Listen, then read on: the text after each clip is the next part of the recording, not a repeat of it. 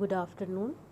Myself, Dr. Sushma Mishra, Assistant Professor, Sociology, DAV PG College. In my previous lecture on social change, I have explained what is social change and what are the characteristics of social change. Now, in this topic of social change, I will detail the theory of cultural lag as well as social change and difference in cultural change. I will also explain factors of social change as well as theories of social change. The theory of cultural lag was given by Ogburn in his book Social Change in 1922. According to him, the culture has two parts. One is physical and one is non-physical. या एक को हम भौतिक और दूसरे को अभौतिक संस्कृति कह सकते हैं। अर्थात सांस्कृतिक विलंबन का जो सिद्धांत ऑगबर्न ने दिया उसमें उन्होंने दो तरह की संस्कृति को माना है, मटेरियल कल्चर और नॉन मटेरियल कल्चर, भौतिक और अभौतिक संस्कृति। भौतिक संस्कृति वो है जो हमारे इन्वेंशन या इनोवेशन से प्राप्त होती है, जैसे नए नए इन्वेंशन, हवाई जहाज़, पंखे, मोबाइल, बर्तन, फर्नीचर, इस तरह की चीज़ें। जबकि जो अभौतिक संस्कृति या नॉन मटेरियल कल्चर है उसमें जो है मनुष्य के विश्वास, विचार, उसका दर्शन, ज्ञान, विज्ञान, साहित्य, धर्म, कला, ये सारी चीज़ें आती हैं जो अभौतिक संस्कृति का हिस्सा होती हैं। ये देखा गया है कि जब भौतिक संस्कृति यानी हम बहुत तेज़ी से आविष्कार या नए नए चीज़ों को उद्घाटित करते रहते, तो हमारा जो मटेरियल कल्चर यानी भौतिक संस्कृति है वो बहुत तीव्र गति से आगे बढ़ती है।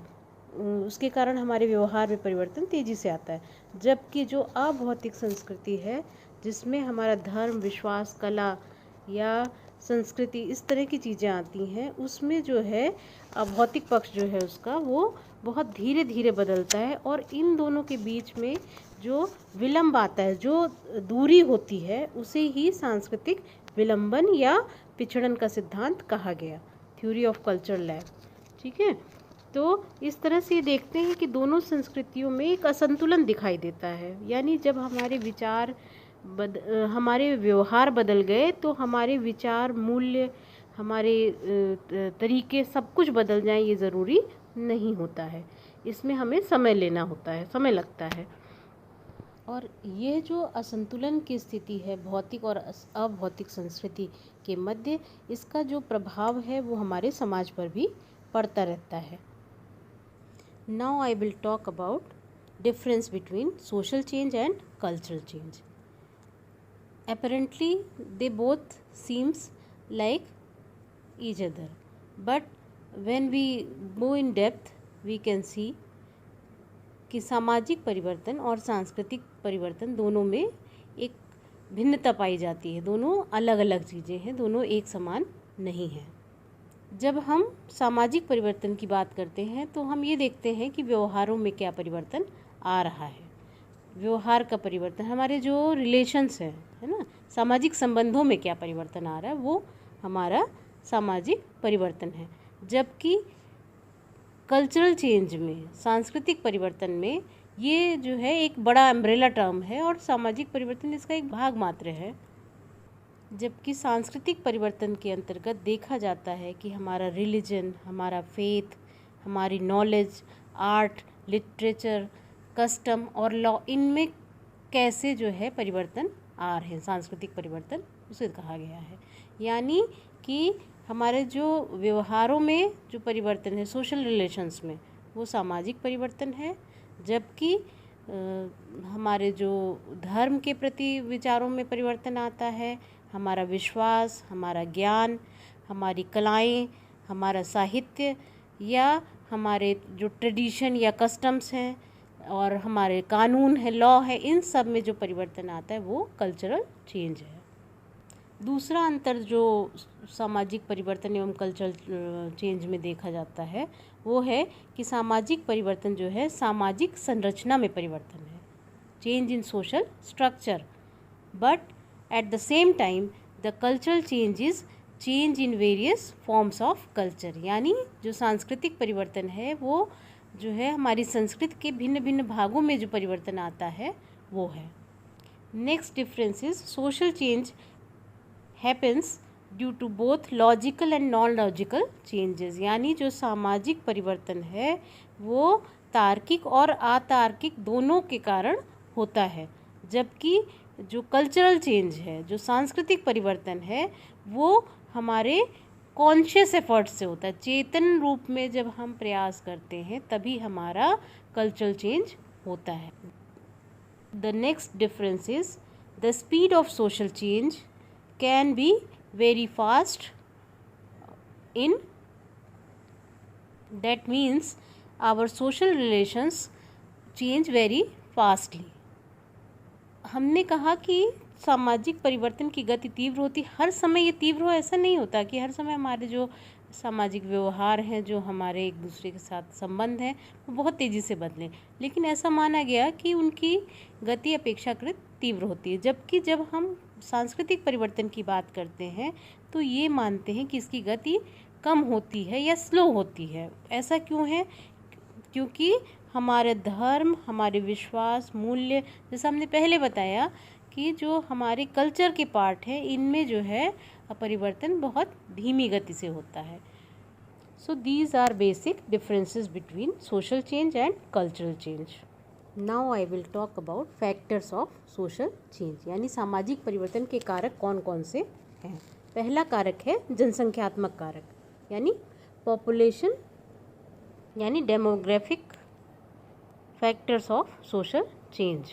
जनसंख्यात्मक कारक किस प्रकार सामाजिक परिवर्तन लाता है, इसे देखने के लिए हम जानेंगे कि जनसंख्या के आकार का क्या प्रभाव पड़ता है सामाजिक परिवर्तन में.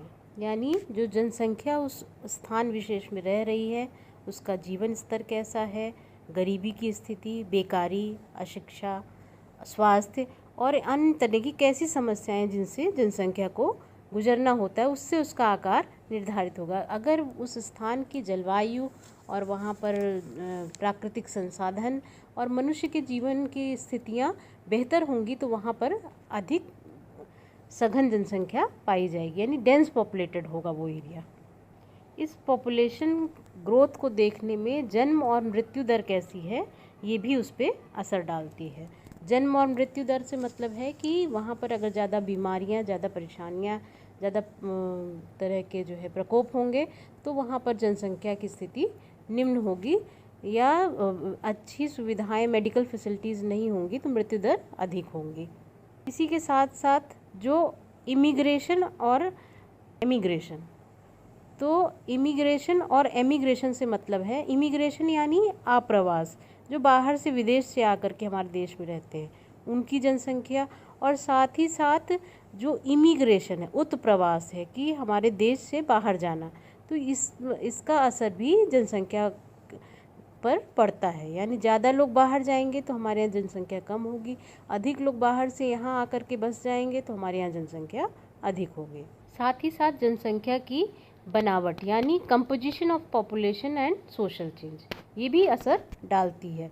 यानी जो हम उस स्थान विशेष में रहने वाले लोग हैं उनकी आयु कैसी है, उनका लिंग क्या है, वैवाहिक स्तर कैसा है, ये सब भी कहीं ना कहीं अपना प्रभाव डालते हैं. उनके ट्रेडिशंस कैसे हैं, उनके कस्टम्स क्या हैं, उनकी प्रॉब्लम्स क्या हैं. जैसे अगर ज़्यादा गंदी बस्तियों की समस्या, कुपोषण की, आवास की, चिकित्सा की, यातायात, प्रशासन, इस तरह की समस्याएं हैं तो वहाँ पर ज़्यादा महंगाई होगी, अकाल मृत्यु होगी, बेकारी होगी या दुर्घटनाएं अधिक होगी अधिक जनसंख्या के कारण. साथ ही साथ जो जनसंख्या है उससे आर्थिक परिवर्तन वहाँ पर कैसा है, यानी सामाजिक परिवर्तन जो है आर्थिक परिवर्तन के रूप में भी दिखाई देगा कि अगर जो है जनसंख्या ज़्यादा होगी तो हर स्थितियाँ मनुष्य के लिए अनुकूल नहीं होंगी, जबकि अगर जनसंख्या कम होगी तो जनसंख्या वृद्धि के लिए वहाँ पर संसाधन अधिक उपलब्ध होंगे. इस तरह से वाइसे वर्सा. ठीक है, तो सामाजिक जो संगठन है वो भी कहीं ना कहीं जनसंख्या पर प्रभाव डालता है. परिवार कैसे हैं, विवाह के क्या तरीके। अगर कम उम्र में विवाह होता है उस समाज में तो जनसंख्या अधिक होगी, अगर अधिक उम्र में विवाह होता है तो जनसंख्या कम होगी। इसके साथ ही साथ वहाँ उस क्षेत्र की राजनीति कैसी है। अगर राजनीति के द्वारा यानी जो कार्यकारी संस्थाएं वो परिवार नियोजन पर जोर देंगी, सरकारी कानून बने होंगे, नियम होंगे, सुविधाएं उपलब्ध होंगी, तो वहाँ जनसंख्या कम होगी। जबकि अधिक अशिक्षा होगी या सरकार जागरूक प्रयास नहीं कर रही होगी तो जनसंख्या अधिक होती।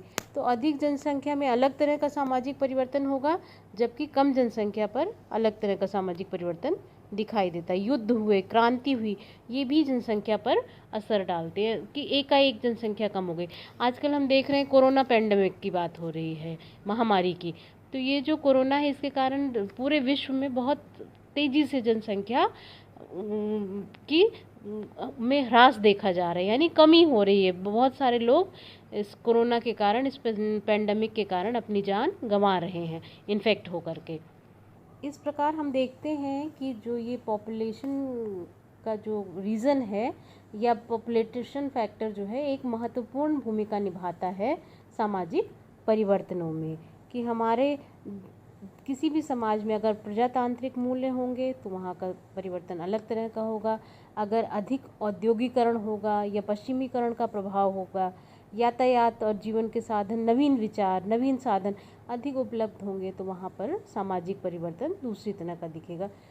जैसे हम डेवलपिंग कंट्रीज़ को लेते हैं तो वहाँ पर जो विकास की संभावनाएं हैं वो कम हैं या उन्हें उतना ज़्यादा इन्वेंशन या इनोवेशन नहीं किया है। जबकि वहीं हम जब विकसित समाज की बात करते हैं तो इन्वेंशन और इनोवेशन ज़्यादा होने के कारण वो समाज ज़्यादा अनुकूल या ज़्यादा सुविधाजनक जीवन जी पाते हैं। सामाजिक परिवर्तन का दूसरा जो प्रमुख कारक है वो है प्रौद्योगिकी या टेक्नोलॉजी। जो टेक्नोलॉजी है इसके बारे में मार्क्स का कहना था कि प्रौद्योगिकी के साथ जो है मनुष्य का जो व्यवहार है, उसके जो उत्पादन की प्रक्रिया है, उसके काम करने का ढंग है, वो पूरा का पूरा बदल जाता है। यानी उनका मानना था कि सामाजिक जो संबंध हैं और जो मानसिक धारणाएं हैं वो उसको उत्पादन की जो प्रणाली है वो निर्धारित करती है। जब हम बात करते हैं प्रौद्योगिकी की तो हम ये देखते हैं कि सरल समाजों में जीवन जीने की परंपरागत साधन थे, जबकि जितने जटिल समाज हैं या आधुनिक समाज हैं वहाँ पर ये जो प्रौद्योगिकी है ये बहुत विकसित रूप में दिखाई देती है। ये जो टेक्नोलॉजी है इसके कारण मैकेनाइजेशन बहुत तेज़ी से होता है और ये सामाजिक परिवर्तन को लाता है। यंत्रीकरण होता है बहुत तेज़ी से, नए नए यंत्रों की सुख सुविधाओं में वृद्धि के लिए और जीवन स्तर को उच्च उठाने के लिए जो प्रतिस्पर्धा है वो बढ़ती है। और इस प्रतिस्पर्धा के बढ़ने से हम नए नए पुराने संसाधनों की जगह, पुराने तरीकों की जगह नए संसाधन या नए तरीके ले लेते हैं। इस मैकेनाइजेशन का एक अन्य प्रभाव भी होता है कि जो है सामाजिक जो मूल्य हैं उनमें परिवर्तन आता है। यानी जब परंपरागत साधन थे तो सामाजिक मूल्य दूसरे थे, जबकि जब आधुनिक साधन हो गए तो सामाजिक मूल्य हमारे बदल करके वो भी आधुनिक हो जाते हैं, उनमें बदलाव आ जाता है।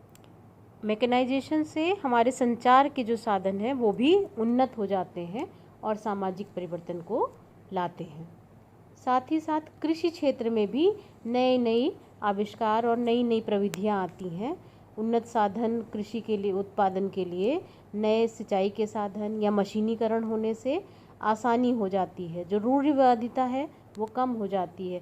कृषि पर जो ज़्यादा लोगों का काम होता है तो उसकी जगह मशीनों से कम समय में अधिक कार्य हो जाता है।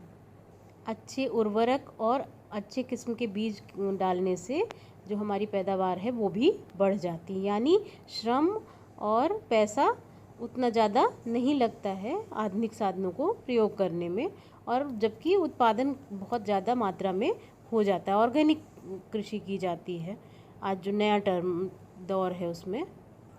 ये देखा गया है कि उत्पादन प्रणाली में परिवर्तन से भी सामाजिक परिवर्तन आता है। यानी उत्पादन की प्रणाली को जब हम देखेंगे कि सरल समाज थे तो दूसरे तरह की थी, और जब उत्पादन प्रणाली आज आधुनिक समाज में बदल गई है तो समाज में परिवर्तन भी उसके साथ आया है। तीसरा जो महत्वपूर्ण कारक है सामाजिक परिवर्तन का वो है सांस्कृतिक कारक।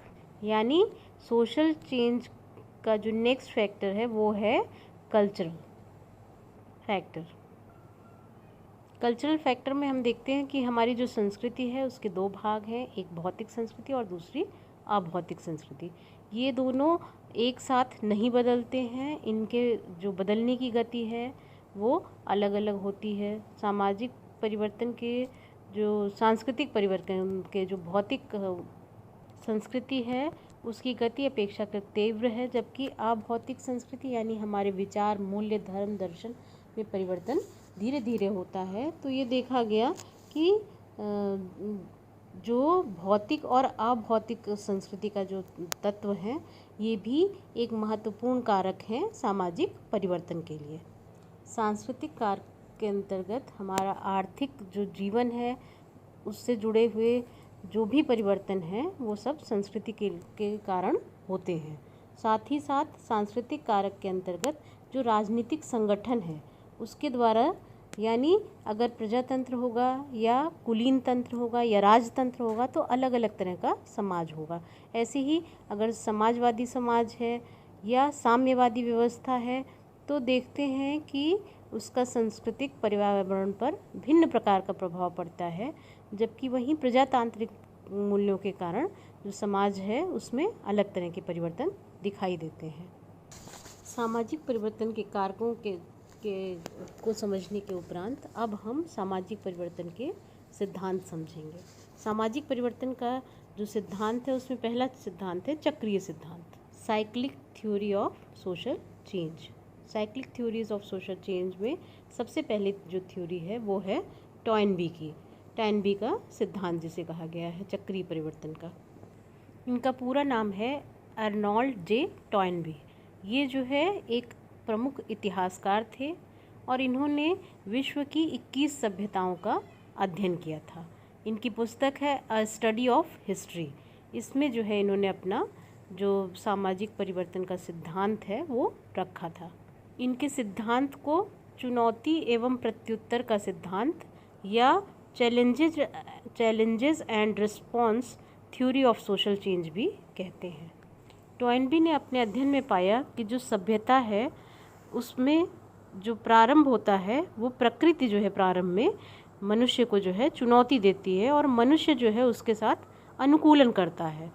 तो इस चुनौती का जो प्रत्युत्तर है इसी के साथ ही हमारी सभ्यता और संस्कृति का विकास होता है या इसका निर्माण होता है। उनका मानना था कि आरंभ में भौतिक चुनौतियां जो है प्रकृति देती है और इसके बाद धीरे धीरे करके इसके स्थान पर सामाजिक चुनौतियां आ जाती हैं। और इन्होंने अपने अध्ययन के द्वारा ये पाया कि जो भी समाज इन चुनौतियों का सफलतापूर्वक सामना करता है वो समाज जीवित रहता है, जबकि जो समाज इनके द्वारा के साथ अनुकूलन नहीं कर पाता है या सामना नहीं कर पाता है वो सभ्यता या वो संस्कृतियाँ विलुप्त हो जाती हैं, ख़त्म हो जाती हैं। इसीलिए इनके सिद्धांत को चुनौती एवं प्रत्युत्तर, यानी जैसी हमको चैलेंजेस मिल रहे हैं उसके साथ हम उसका कैसा रिस्पॉन्स कर रहे हैं। जब तक हम रिस्पॉन्स करते रहते हैं, चैलेंज लेते रहते हैं, तब तक वो सभ्यता वो संस्कृति चलती रहती है। जब वो उसका रिस्पॉन्स करने में विफल हो जाती है तो वो सभ्यता या संस्कृति समाप्त हो जाती है। इनके सिद्धांत की आलोचना देखें तो ये माना गया कि इनका जो सिद्धांत है वो दार्शनिक प्रकृति का है, उसमें कहीं भी वैज्ञानिकता दिखाई नहीं देती है, यानी वो वैज्ञानिकता से बहुत दूर है। साइक्लिक थ्योरी के अंतर्गत यानी चक्रीय सिद्धांत के अंतर्गत जो दूसरा सिद्धांत है वो है Sorokin theory of social change. इसका प्रतिपादन उन्होंने अपनी पुस्तक सोशल एंड कल्चरल डायनेमिक्स में किया था। उन्होंने अपने से पहले दिए गए मार्क्स, पेरेटो और वेबलिन के जो परिवर्तन के सिद्धांत थे उनकी तुलना की थी, आलोचना की थी और उन्होंने ये माना कि सामाजिक जो परिवर्तन है वो उतार चढ़ाव के रूप में घड़ी के पेंडुलम की तरह एक स्थिति से दूसरे स्थिति के बीच होता है। इन्होंने प्रमुख रूप से दो संस्कृतियाँ माना है, पहली है भावात्मक और दूसरी है चेतनात्मक। तो भावात्मक संस्कृति को अगर एक हिस्सा माने और दूसरा छोर माने चेतनात्मक स्थिति का, तो बीच की जो स्थिति वो आदर्श पेंडुलम की तरह घूमता रहता है, चेतनात्मक से भावात्मक संस्कृति, फिर भावात्मक से चेतनात्मक संस्कृति। जो बीच की अवस्था होती है उसको आदर्शात्मक स्थिति कहा गया, जिसमें इन दोनों का समन्वय यानी चेतनात्मक और भावात्मक जो संस्कृति, इन दोनों के जो विचार हैं वो बीच में मध्य में कहीं एक जगह पाए जाते हैं, वही आदर्श स्थिति है, ऐसा इनका मानना था। यहाँ जो चेतनात्मक संस्कृति है इससे तात्पर्य भौतिक संस्कृति से है। और जब हम भौतिक संस्कृति की बात करते हैं तो उसमें वैज्ञानिक आविष्कार, प्रौद्योगिकी या भौतिक वस्तुएं, विलास की वस्तुएं, जीवन को आसान करने की वस्तुओं से हमारा अधिक मतलब होता है। यहाँ पर जो धर्म है, नैतिकता है, प्रथा, परंपरा, ईश्वर, विश्वास, इन सब को उतना अधिक महत्व नहीं दिया जाता है, क्योंकि ये सब भाव की चीज़ें हैं, ये भावात्मक संस्कृति के अंतर्गत आती हैं। इसी तरह जब हम भावात्मक संस्कृति की बात करते हैं तो हम जो है भावना की, ईश्वर, धर्म, आस्था, आत्मा, नैतिकता, इन सब की बात करते हैं। हम वहाँ पर वैज्ञानिक आविष्कार, प्रौद्योगिकी या अपने जीवन को आसान बनाने की ओर ध्यान नहीं देते हैं। तो चेतनात्मक स्थिति से भावात्मक स्थिति की ओर बढ़ते हैं और फिर भावात्मक से पुनः जो है चेतनात्मक स्थिति में संस्कृति की ओर आते हैं। और मध्य में जो बिंदु होता है वो है आदर्शात्मक स्थिति, आइडियल कल्चर जिसे कहा गया। इसमें इन दोनों की यानी भावात्मक और चेतनात्मक दोनों की विशेषताएं पाई जाती हैं। इस प्रकार पेंडुलम की तरह जो संस्कृतियों में परिवर्तन हो रहा है, चेतनात्मक से भावात्मक और बीच में आदर्शात्मक जो स्थिति है, ये सब क्यों होता है, इसके लिए जो है उन्होंने माना कि जो उनका मानना था कि समाज में अधिकांशतः जो स्थिति है वो आदर्शवादी संस्कृति ही रहती है। ये परिवर्तन संस्कृतियों में क्यों हो रहा है, इसका उन्होंने कारण माना कि ये परिवर्तन जो है प्राकृतिक नियम और संस्कृति के आंतरिक कारण के कारण। सोरोकिन ने माना कि 20वीं सदी जो है वो पश्चिमी सभ्यता या चेतनात्मक संस्कृति की चरम सीमा पर है और अब इसके बाद पुनः जो है भावात्मक संस्कृति की ओर ये लौट जाएगी। इस तरह से संस्कृति का जो समाज से घनिष्ठ संबंध होता है और जब संस्कृति में परिवर्तन होता है तो समाज में भी परिवर्तन आता है। इनकी आलोचना में ये कहा गया कि संस्कृति को एक अवस्था से दूसरी अवस्था में पहुंचने में यानी चेतनात्मक से भावात्मक में पहुंचने में इतना अधिक समय लगता है कि इसके आधार पर जो सामाजिक परिवर्तन है इसकी प्रकृति को समझा नहीं जा सकता है। दूसरी आलोचना थी कि ऐतिहासिक प्रमाण के आधार पर इस बात को कभी भी सिद्ध नहीं किया गया कि किस प्रकार सभी समाज एक प्रकार की संस्कृति से दूसरी प्रकार की संस्कृति के बीच परिवर्तन के दौर से गुजरते हैं। अब चक्रीय सिद्धांत के पश्चात हम रेखीय सिद्धांत की बात करेंगे, linear theories of social change. ऐसा माना गया कि जो रेखीय सिद्धांतकार हैं वो उद्विकासवादियों यानी इवोल्यूशनरिस्ट से अधिक प्रभावित हैं और ये जो है ऐसा नहीं मानते हैं कि परिवर्तन चक्रीय गति से यानी चक्र के समान जो है संस्कृतियां बदलती हैं, बल्कि वो ऐसा मानते हैं कि जो परिवर्तन है ये सदैव एक सीधी रेखा में नीचे से ऊपर की ओर विभिन्न चरणों में होता है। रेखीय सिद्धांत के मानने वालों में मार्क्स हैं, वेबलिन हैं, इन्होंने रेखीय सिद्धांत की बात की है। इसलिए इनके सिद्धांतों को जो है डिटर्मिनिस्टिक थ्योरी भी, निर्धारणवादी सिद्धांत भी कहा गया है। पहला सिद्धांत है कार्ल मार्क्स का सिद्धांत। कार्ल मार्क्स ने अपने रेखीय सिद्धांत में ये माना कि जो सामाजिक परिवर्तन है वो प्रौद्योगिकी एवं आर्थिक कारकों से जनित हो, इसीलिए इनकी थ्योरी को इकोनॉमिक डिटर्मिनिस्टिक थ्योरी भी कहते हैं, आर्थिक निर्धारणवाद का सिद्धांत भी कहा गया। साथ ही साथ इसे सामाजिक परिवर्तन का प्रौद्योगिक सिद्धांत भी कहा जाता है, technological theory of social change भी कहा गया है। जब हम मार्क्स की बात करते तो मार्क्स हमेशा मोड ऑफ प्रोडक्शन यानी उत्पादन प्रणाली के कारण परिवर्तन को महत्व देते हैं। मार्क्स ने उत्पादन प्रणाली के अपने सिद्धांत को स्पष्ट करते हुए कहा है कि मनुष्य की जो मूलभूत आवश्यकता है, रोटी, कपड़ा और मकान, इसी के लिए जो है मानव को उत्पादन करना होता है और उत्पादन के साधनों की आवश्यकता होती है। जैसे सरल समाजों में उत्पादन के साधन भिन्न थे, जबकि जो विकसित या जटिल समाज है वहाँ प्रौद्योगिकी या उत्पादन के साधन भिन्न हैं। मार्क्स का मानना है कि जब हाथ की चक्की से उत्पादन किया जाता है तो एक अलग प्रकार का समाज होता है, जबकि वही उत्पादन अगर बिजली की चक्की से हो रहा है तो वो समाज भिन्न होता है। इसी प्रकार अगर कुटीर उद्योग और छोटे छोटे जो घरेलू उद्योग हैं उनसे हम उत्पादन करते हैं तो एक अलग प्रकार का समाज होता है। उसकी संस्कृति, उसका धर्म, राजनीति वो अलग होगी। जबकि वहीं जब हम औद्योगिक कारखानों के द्वारा जो है प्रोडक्शन करेंगे, ट्रैक्टर का, कृषि के उन्नत साधनों का प्रयोग करेंगे, तो उस समाज की धर्म, संस्कृति, कला, साहित्य, दर्शन, प्रथा, नैतिकता या लोकाचार बहुत अधिक सब में अंतर दिखाई देता है। यानी उत्पादन की प्रणाली कहीं ना कहीं सामाजिक परिवर्तन को तय करती है कि जैसा उत्पादन की प्रणाली होगी उसी के अनुसार सामाजिक परिवर्तन आएगा। मार्क्स के सिद्धांत की आलोचना देखें तो पहली आलोचना है कि सामाजिक परिवर्तन जो है प्रौद्योगिकी या आर्थिक कारक के कारण होता है।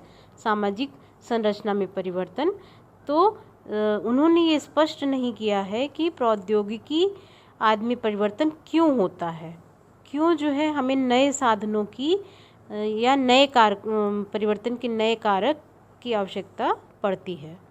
इसकी दूसरी आलोचना है कि आर्थिक कारक, उत्पादन की शक्ति तथा संबंध और आर्थिक सुधार, प्रौद्योगिकी आदि की उन्होंने व्याख्या नहीं की। इन्होंने टर्म्स यूज़ किए हैं बट उनको डिफाइन नहीं किया है।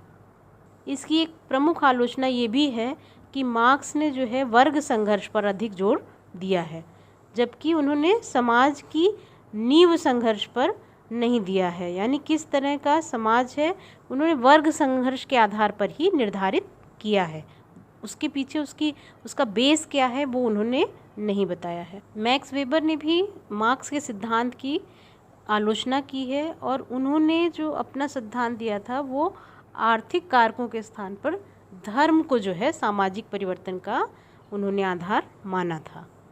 The next theory of social changes by Thorstein Veblen, theory of Thorstein Veblen. Veblen का जो सिद्धांत है ये भी रेखीय सिद्धांत के अंतर्गत आता है।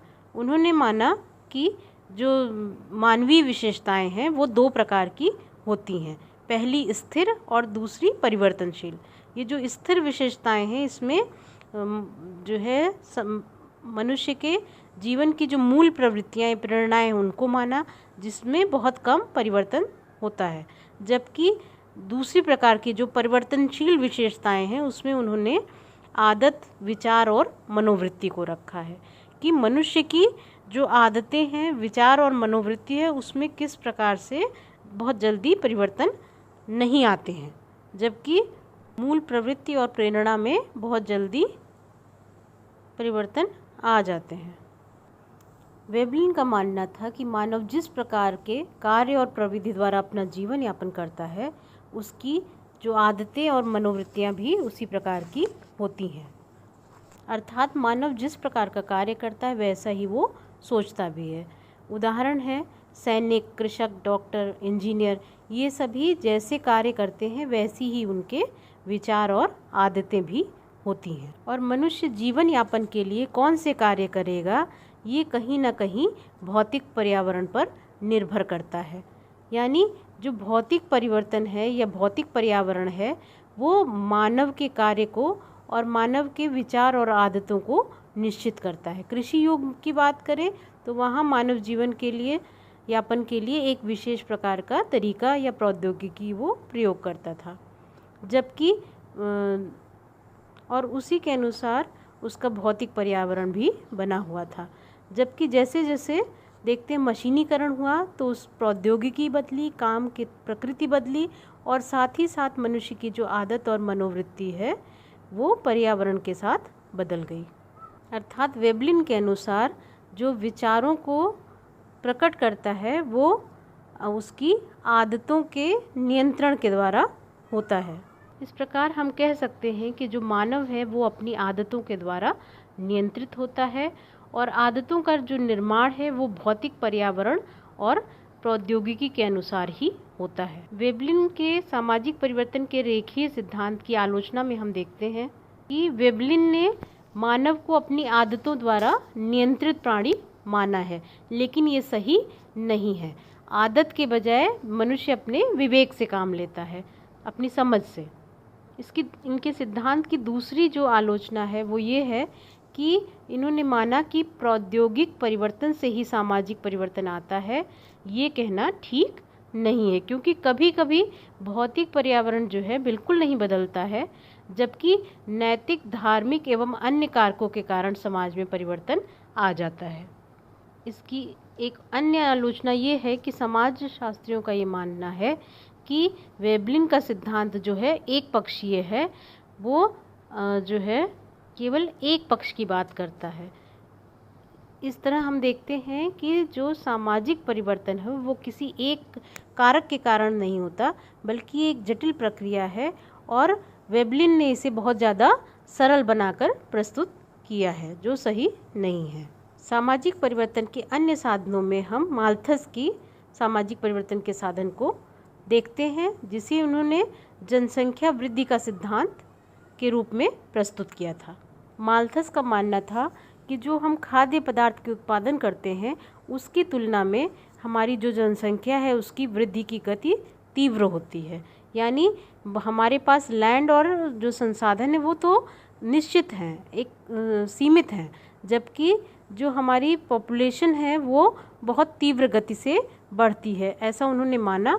और इसके लिए उन्होंने जनसंख्या के ज्यामितीय वृद्धि का तरीका बताया कि किस प्रकार जनसंख्या बहुत तीव्र गति से बढ़ती है और 25 वर्षों में जो जनसंख्या है वो दोगुनी हो जाती है। तो जनसंख्या घटेगी या बढ़ेगी, ये इसी से सामाजिक परिवर्तन जो है घटित होता है या देखा जाता है। एक अन्य सिद्धांत सैडलर ने भी जनसंख्या संबंधी सिद्धांत का जो है समर्थन किया है। उनका मानना है जनसंख्या वृद्धि का संबंध मानव की सुख, समृद्धि एवं पारस्परिक संबंधों से जुड़ी हुई है। उन्होंने देखा या उनका मानना था कि जो मानव का जो विकास है उसके साथ साथ उसकी संतानोत्पत्ति की जो क्षमता है उसमें कमी आई है, सुख समृद्धि में वृद्धि होती है। यानी कि जब हम सरल समाज की बात करते हैं तो उनके पास उनका देखना था कि ज़्यादा मनोरंजन के साधन नहीं है, तो वहाँ पर जनसंख्या वृद्धि अधिक होगी। जबकि हम जो जटिल समाज हैं या आधुनिक समाज है वहाँ इतने सारे संसाधन हैं कि वहाँ पर जनसंख्या वृद्धि की गति कम होती है। सामाजिक परिवर्तन के सिद्धांतों के अंतर्गत हम ऑकबर्न का जो कल्चरल लैग थ्योरी जो हमने आपको पहले बताया उसको भी रख सकते हैं कि किस प्रकार उन्होंने भौतिक और अभौतिक संस्कृति के अंतर्गत संस्कृति को बांटा है और देखा कि जो भौतिक संस्कृति यानी जो इन्वेंशन और इनोवेशन पर डिपेंड करती है उसकी गति जो है बहुत तीव्र है। यानी हम बहुत जल्दी आविष्कार, नए नए जीवन को आसान करने के साधन बना लेते हैं, वायुयान, रेल, पंखा, घड़ी, बर्तन, फर्नीचर, पुस्तकें। जबकि जो हमारी अभौतिक संस्कृति है उसमें जो है धर्म, कला, दर्शन, ज्ञान, विज्ञान, विश्वास, साहित्य ये सब आता है, वो उसमें जो है जो परिवर्तन है वो अपेक्षाकृत देर से आता है या धीमी गति होती है। तो इसमें इसके कारण जो भौतिक और अभौतिक संस्कृति है वो जो है एक दूसरे से दूर दूर हो जाती है, साथ साथ नहीं चल पाती है। तो जो पिछड़न आता है भौतिक संस्कृति में उसे ही सांस्कृतिक पिछड़न या विलंबना का सिद्धांत कहा गया है। और ये भी सामाजिक परिवर्तन के अंतर्गत एक महत्वपूर्ण जो है कारक है और सामाजिक परिवर्तन का एक सिद्धांत ये भी है। इस प्रकार इस पूरे लेक्चर में हमने ये देखा कि सामाजिक परिवर्तन के भिन्न भिन्न कारक कौन से हैं और उनका सामाजिक परिवर्तन पर क्या प्रभाव है। साथ ही साथ हमने सामाजिक परिवर्तन के जो भिन्न भिन्न सिद्धांत हैं उनको भी जाना है।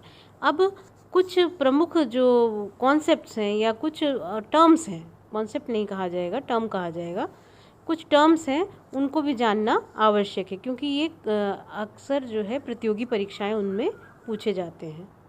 टेक्नोलॉजिकल लैग या प्रौद्योगिक विलंबन। प्रौद्योगिक विलंबन किसे कहते हैं, ये जो है जानने के लिए हम देखते हैं कि ये जो प्रौद्योगिक विलंबन है ये प्रौद्योगिक प्रक्रिया के किसी परस्पर संबंधित भाग से उत्पन्न होता है, और इसका जो कारण है वो संपूर्ण उत्पादन प्रणाली की जो प्रक्रिया है उसमें बाधा पहुंचती है। यानी हम बात करते हैं कि जो प्रौद्योगिकी है वो बहुत विकसित हो गई, यानी जो कपड़ा है वो मिल में बुनाई हो रही है, कताई हो रही है, छपाई हो रही है, मशीन से हो रही है, तो वो काम तो बहुत तेज़ी से हुआ। लेकिन जब उसकी रंगाई की बात होती है और अगर हमारे पास आधुनिक तरीके नहीं हैं और हम वो रंगने का काम जो है हाथ से हो, तो फिर कहीं ना कहीं जो तीव्र गति से उत्पादन हो रहा है उसमें बाधा उत्पन्न होती है। तो इसी को हम प्रौद्योगिक विलंबन कहते हैं। नेक्स्ट टर्म है टेक्नोलॉजिकल रिस्ट्रेन, यानी प्रौद्योगिक प्रतिरोध।